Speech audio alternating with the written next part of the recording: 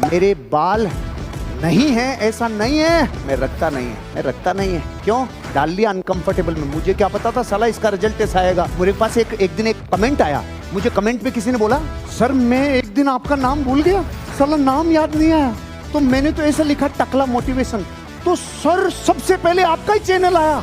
सुनो तो ऐसा कमेंट पढ़ते ही मैं अगले सेकंड में क्या करूंगा?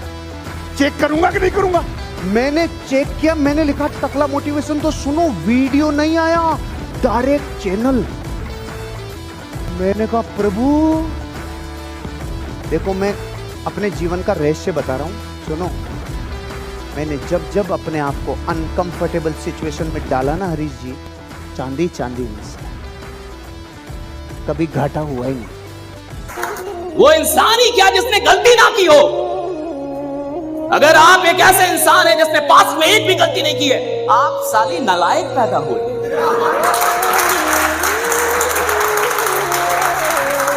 तुमने गलती नहीं की, कैसा जीवन जिया? तुमने कोई गलती नहीं, कैसा जीवन जिया? तुमने किसी का पीछा नहीं किया, गलती नहीं की, 2-4 गाली नहीं दी, किसी से लड़े नहीं, खा जी भी रहे थे। क्या कर रहे थे? कोई लफड़ा ही नहीं हो तुम्हारे जीवन में, यानी तुमने कुछ किया नहीं। लफड़ा उसके जिंदगी में जिसने कुछ उल्टा सीधा किया, और उल्टा सीधा करने के लिए जिगरा चाहिए सब, है कि नहीं? जिगरा चाहिए ना।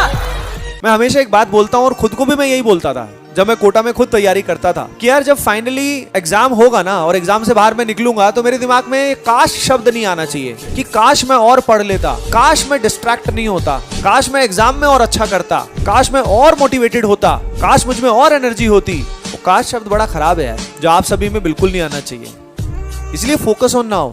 तो चाणक्य का सिखाया हुआ सिद्धांत याद रखना, चाहे आपके दांतों में जहर नहीं हो, सांप को सिखा रहा है वो, सांप के दांतों में जहर नहीं हो तो भी उसे 24 घंटे ऐसा ही दिखाना चाहिए जैसे उस जैसा जहर किसी के पास नहीं है। क्या सीखे? चाणक्य की बड़ी शिक्षाओं में से एक शिक्षा है, वो कह रहे हैं कि सांप कोई है, उसके जहर वाला सांप नहीं हो, तो उसकी जिंदगी बचाने का एक ही उपाय है, उसको ऐसा दिखना चाहिए, लगना चाहिए कि जहर बहुत खतरनाक है। तो मैं आपको कह रहा हूं, आपका बिजनेस कितना ही ढीला चल रहा हो, कितना ही मंदी चल रही हो, हालत कितनी ही खराब हो, लेकिन लगना चाहिए कि जैसा आपके मोमेंटम है वैसा तो दुनिया में दूसरी जगह है ही नहीं, क्योंकि मोमेंटम को आकर्षित करता है। सब कुछ खत्म, सब जल गया, क्या बचा? इसके पीछे हम इतनी टेंशन ले रहे हैं।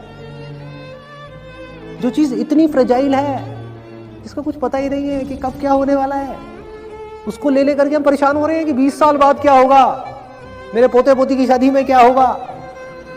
ये प्लानिंग कर रहे हैं बैठ करके, क्या कर रहे हैं? धीरू भाई अंबानी का एक कोट बड़े अच्छे से मुझे पता है कि जब उसको पहली तनख्वाह मिली 250 रुपए की, तो वो सामने 5 स्टार होटल में जाके चाय पी के 250 रुपए तबाह करके आ गया। तो उसके साथी कलीग ने पूछा तेरे से बड़ा बेवकूफ आदमी कौन है कि 250 रुपए तनख्वाह मिली है, बच्चों को नहीं देख रहा, बीवी को नहीं देख रहा, और 250 रुपए की 5 स्टार में चाय पिया है, तू पागल है क्या? उसने बोला मैं देखना चाहता हूँ कि 250 रुपए की जब चाय पीता हूँ तो मेरे साथ जो 250 रुपए की चाय पीते हैं बातें क्या करते हैं, क्या क्या सपने हैं उनके। और कह रहा है मात्र 250 रुपए में मुझे बहुत कुछ सीखने को मिल।